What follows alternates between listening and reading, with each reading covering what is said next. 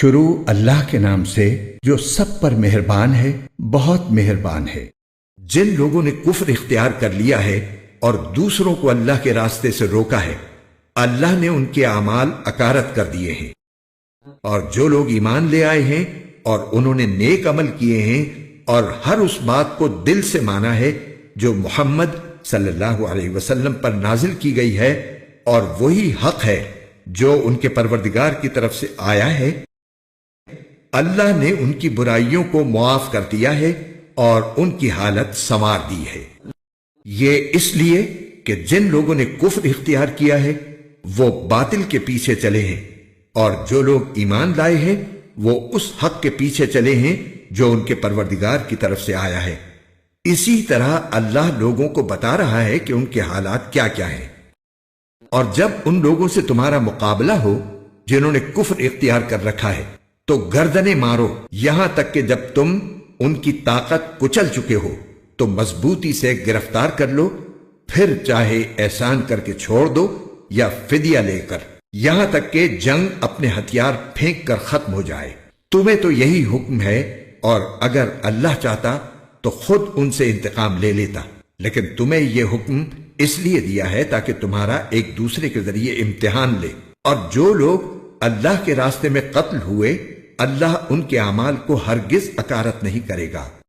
وہ انہیں منزل تک پہنچا دے گا اور ان کی حالت سنوار دے گا، اور انہیں جنت میں داخل کرے گا جس کی انہیں خوب پہچان کرا دی ہوگی۔ اے ایمان والو، اگر تم اللہ کے دین کی مدد کرو گے تو وہ تمہاری مدد کرے گا اور تمہارے قدم جما دے گا، اور جن لوگوں نے کفر اپنا لیا ہے ان کے لیے تباہی ہے، اور اللہ نے ان کے اعمال اکارت کر دیے ہیں۔ یہ اس لیے کہ انہوں نے اس بات کو ناپسند کیا جو اللہ نے نازل کی تھی، چنانچہ اللہ نے ان کے اعمال ضائع کر دیے۔ بھلا کیا ان لوگوں نے زمین میں چل پھر کر نہیں دیکھا کہ ان لوگوں کا انجام کیسا ہوا جو ان سے پہلے گزرے ہیں؟ اللہ نے ان پر تباہی ڈالی، اور کافروں کے لیے اسی جیسے انجام مقدر ہے۔ یہ اس لیے کہ اللہ ان لوگوں کا رکھوالا ہے جو ایمان لائیں، اور کافروں کا کوئی رکھوالا نہیں ہے۔ یقین رکھو کہ جو لوگ ایمان لائے ہیں اور انہوں نے نیک عمل کیے ہیں، اللہ ان کو ایسے باغات میں داخل کرے گا جن کے نیچے نہریں بہتی ہوں گی، اور جنہوں نے کفر اپنا لیا ہے وہ یہاں تو مزے اڑا رہے ہیں اور اس طرح کھا رہے ہیں جیسے چوپائے کھاتے ہیں، اور جہنم ان کا آخری ٹھکانہ ہے۔ اور کتنی بستیاں ہیں جو طاقت میں تمہاری اس بستی سے زیادہ مضبوط تھیں جس نے اے پیغمبر تمہیں نکالا ہے، ان سب کو ہم نے ہلاک کر دیا اور ان کا کوئی مددگار نہ ہوا۔ اب بتاؤ کہ جو لوگ اپنے پروردگار کی طرف سے ایک روشن راستے پر ہوں، کیا وہ ان جیسے ہو سکتے ہیں جن کی بدکاری ہی ان کے لیے خوشنما بنا دی گئی ہو اور وہ اپنی نفسانی خواہشات کے پیچھے چلتے ہوں؟ متقی لوگوں سے جس جنت کا وعدہ کیا گیا ہے اس کا حال یہ ہے کہ اس میں ایسے پانی کی نہریں ہیں جو خراب ہونے والا نہیں، ایسے دودھ کی نہریں ہیں جس کا ذائقہ نہیں بدلے گا، ایسی شراب کی نہریں ہیں جو پینے والوں کے لیے سراپا لذت ہوگی، اور ایسے شہد کی نہریں ہیں جو نتھرا ہوا ہوگا، اور ان جنتیوں کے لیے ہر قسم کے پھل ہوں گے، اور ان کے پروردگار کی طرف سے مغفرت۔ کیا یہ لوگ ان جیسے ہو سکتے ہیں جو ہمیشہ دوزخ میں رہیں گے اور انہیں گرم پانی پلایا جائے گا، چنانچہ وہ ان کی آنتوں کو ٹکڑے ٹکڑے کر دے گا؟ اور اے پیغمبر، ان میں سے کچھ لوگ وہ ہیں جو تمہاری باتیں کانوں سے تو سنتے ہیں، لیکن جب تمہارے پاس سے نکل کر جاتے ہیں تو جنہیں علم عطا ہوا ہے ان سے پوچھتے ہیں کہ ابھی ابھی آپ صلی اللہ علیہ وسلم نے کیا کہا تھا؟ یہ وہ لوگ ہیں جن کے دلوں پر اللہ نے مہر لگا دی ہے، اور جو اپنی نفسانی خواہشات کے پیچھے لگ گئے ہیں۔ اور جن لوگوں نے ہدایت کا راستہ اختیار کیا ہے، اللہ نے انہیں ہدایت میں اور ترقی دی ہے، اور انہیں ان کے حصے کا تقوی عطا فرمایا ہے۔ اب کیا یہ کافر لوگ قیامت ہی کا انتظار کر رہے ہیں کہ وہ یکایک ان پر آن پڑے؟ اگر ایسا ہے تو اس کی علامتیں تو آ چکی ہیں، پھر جب وہ آ ہی جائے گی تو اس وقت ان کے لیے نصیحت ماننے کا موقع کہاں سے آئے گا؟ لہذا اے پیغمبر، یقین جانو کہ اللہ کے سوا کوئی عبادت کے لائق نہیں ہے، اور اپنے قصور پر بھی بخشش کی دعا مانگتے رہو، اور مسلمان مردوں اور عورتوں کی بخشش کی بھی، اور اللہ تم سب کی نقل و حرکت اور تمہاری قیام گاہ کو خوب جانتا ہے۔ اور جو لوگ ایمان لائے ہیں وہ کہتے ہیں کہ کیا اچھا ہو کہ کوئی نئی صورت نازل ہو جائے، پھر جب کوئی جچی تلی صورت نازل ہو جائے اور اس میں لڑائی کا ذکر ہو تو جن لوگوں کے دلوں میں روگ ہے تم انہیں دیکھو گے کہ وہ تمہاری طرف اس طرح نظریں اٹھائے ہوئے ہیں جیسے کسی پر موت کی غشی طاری ہو۔ بڑی خرابی ہے ایسے لوگوں کی۔ یہ فرمانبرداری کا اظہار اور اچھی اچھی باتیں کرتے ہیں، لیکن جب جہاد کا حکم پکا ہو جائے اس وقت اگر یہ اللہ کے ساتھ سچے نکلیں تو ان کے حق میں اچھا ہو۔ پھر اگر تم نے جہاد سے منہ موڑا تو تم سے کیا توقع رکھی جائے؟ یہی کہ تم زمین میں فساد مچاؤ اور اپنے خونی رشتے کاٹ ڈالو۔ یہ وہ لوگ ہیں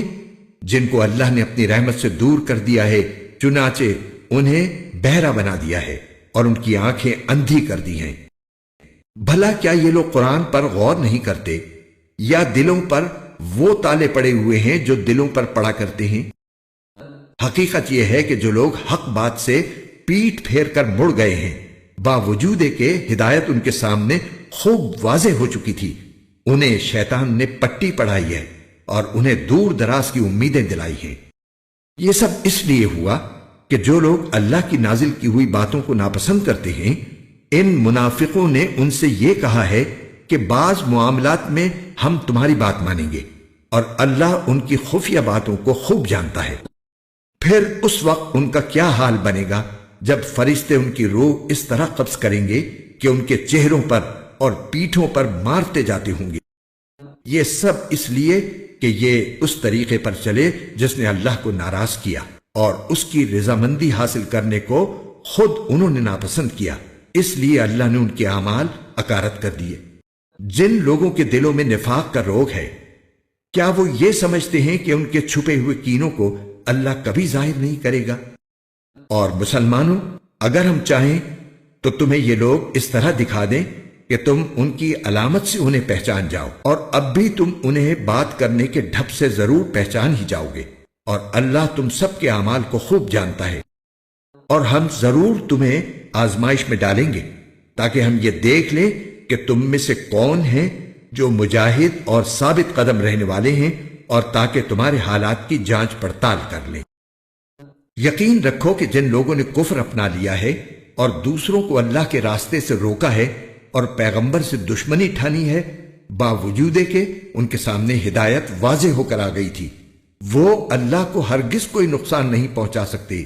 اور عنقریب اللہ ان کا سارا کیا دھرا غارت کر دے گا۔ اے ایمان والو، اللہ کی اطاعت کرو اور رسول کی اطاعت کرو، اور اپنے اعمال کو برباد نہ کرو۔ جن لوگوں نے کفر اپنا لیا ہے اور دوسروں کو اللہ کے راستے سے روکا ہے، پھر کفر ہی کی حالت میں مر گئے ہیں، اللہ کبھی ان کو نہیں بخشے گا۔ لہذا اے مسلمانوں، تم کمزور پڑھ کر صلح کی دعوت نہ دو، تم ہی سربلند رہو گے، اللہ تمہارے ساتھ ہے اور وہ تمہارے اعمال کو ہرگز برباد نہیں کرے گا۔ یہ دنیاوی زندگی تو بس کھیل تماشا ہے، اور اگر تم ایمان لاؤ اور تقوی اختیار کرو تو اللہ تمہارے اجر تمہیں دے گا اور تمہارے مال تم سے نہیں مانگے گا۔ اگر وہ تم سے تمہارے مال طلب کرے اور تم سے سب کچھ سمیٹ لے تو تم بخل سے کام لوگے، اور وہ تمہارے دل کی ناراضیوں کو ظاہر کر دے گا۔ دیکھو، تم ایسے ہو کہ تمہیں اللہ کے راستے میں خرچ کرنے کے لیے بلایا جاتا ہے تو تم میں سے کچھ لوگ ہیں جو بخل سے کام لیتے ہیں، اور جو شخص بھی بخل کرتا ہے وہ خود اپنے آپ ہی سے بخل کرتا ہے، اور اللہ بے نیاز ہے اور تم ہو جو محتاج ہو، اور اگر تم منہ موڑو گے تو وہ تمہاری جگہ دوسری قوم پیدا کر دے گا، پھر وہ تم جیسے نہیں ہوں گے۔ یاسین، حکمت بھرے قرآن کی قسم، تم یقیناً پیغمبروں میں سے ہو، بالکل سیدھے راستے پر۔ یہ قرآن اس ذات کی طرف سے اتارا جا رہا ہے جس کا اقتدار بھی کامل ہے، جس کی رحمت بھی کامل، تاکہ تم ان لوگوں کو خبردار کرو جن کے باپ دادوں کو پہلے خبردار نہیں کیا گیا تھا، اس لیے وہ غفلت میں پڑے ہوئے ہیں۔ حقیقت یہ ہے کہ ان میں سے اکثر لوگوں کے بارے میں بات پوری ہو چکی ہے، اس لیے وہ ایمان نہیں لاتے۔ ہم نے ان کے گلوں میں طوق ڈال رکھے ہیں جو ٹھوڑیوں تک پہنچے ہوئے ہیں، اور اس وجہ سے ان کے سر اوپر کو اٹھے رہ گئے ہیں،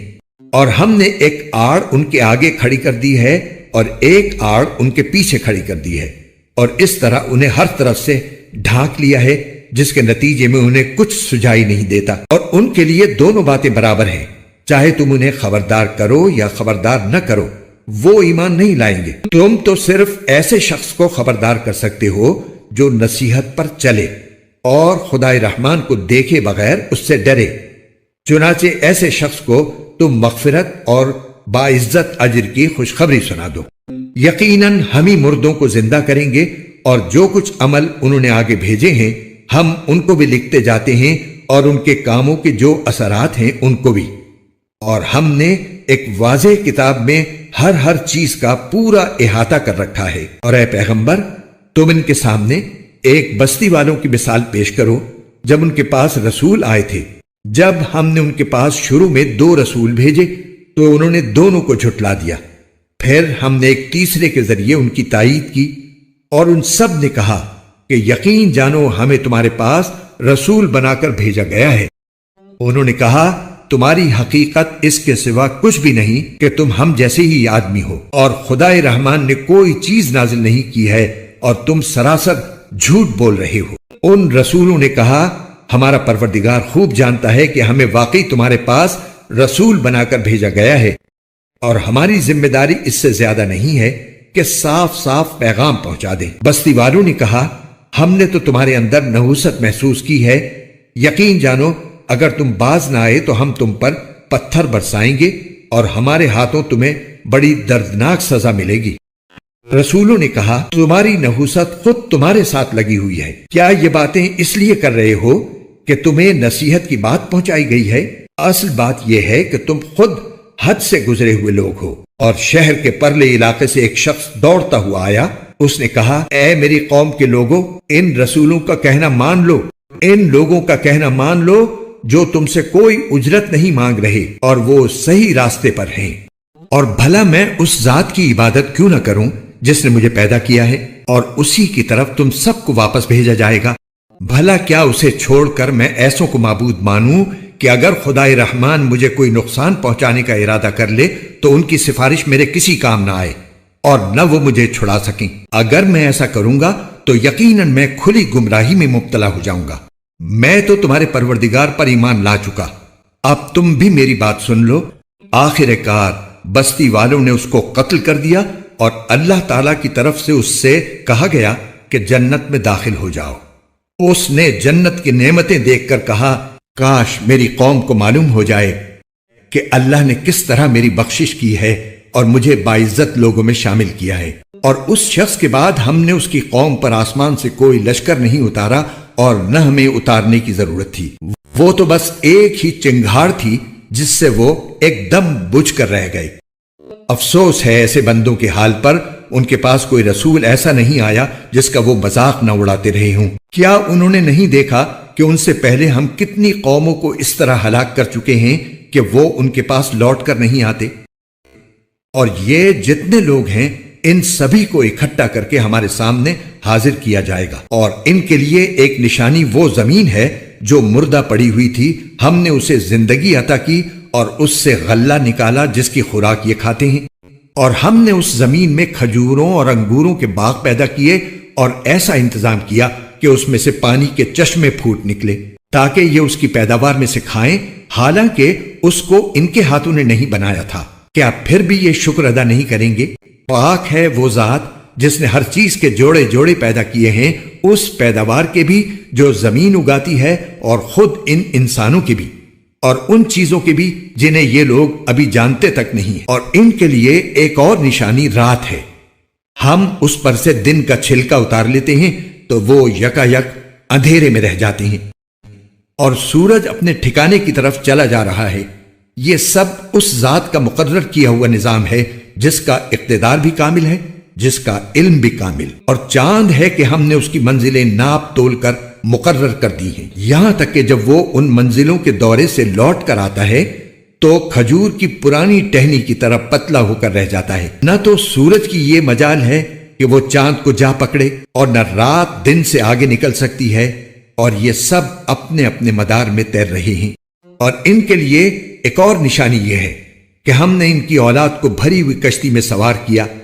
اور ہم نے ان کے لیے اسی جیسی اور چیزیں بھی پیدا کی جن پر یہ سواری کرتے ہیں، اور اگر ہم چاہیں تو انہیں غرق کر ڈالیں، جس کے بعد نہ تو کوئی ان کی فریاد کو پہنچے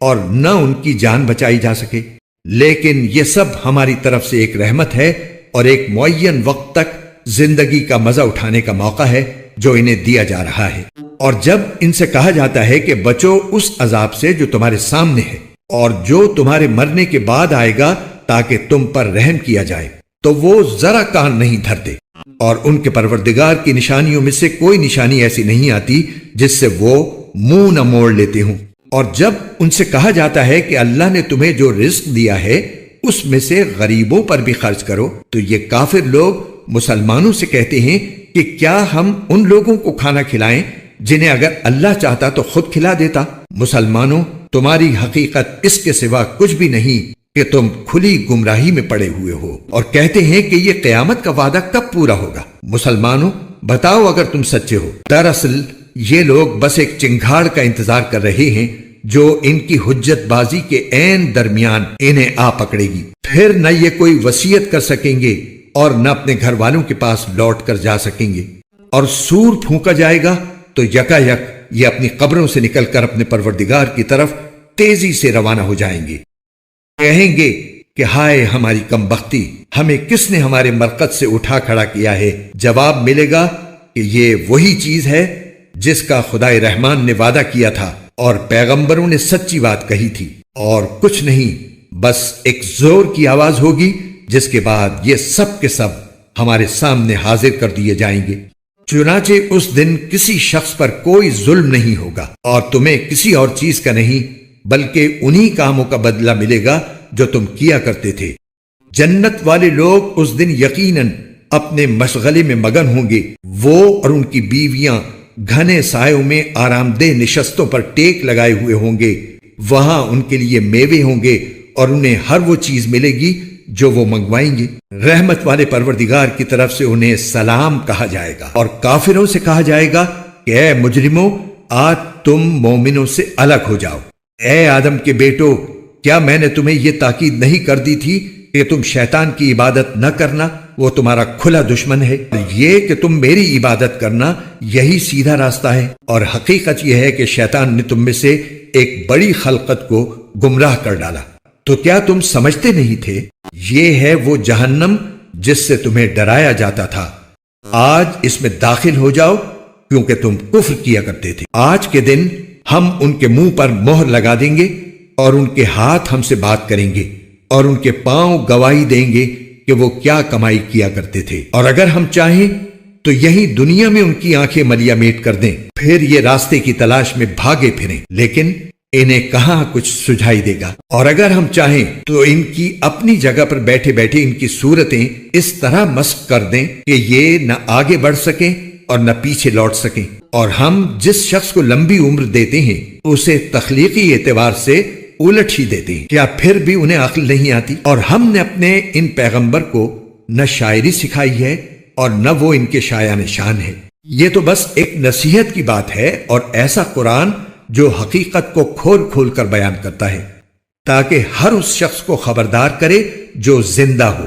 اور تاکہ کفر کرنے والوں پر حجت پوری ہو جائے۔ اور کیا انہوں نے یہ نہیں دیکھا کہ ہم نے اپنے ہاتھوں کی بنائی ہوئی چیزوں میں سے ان کے لیے مویشی پیدا کیے اور یہ ان کے مالک بنے ہوئے ہیں، اور ہم نے ان مویشیوں کو ان کے قابو میں دے دیا ہے،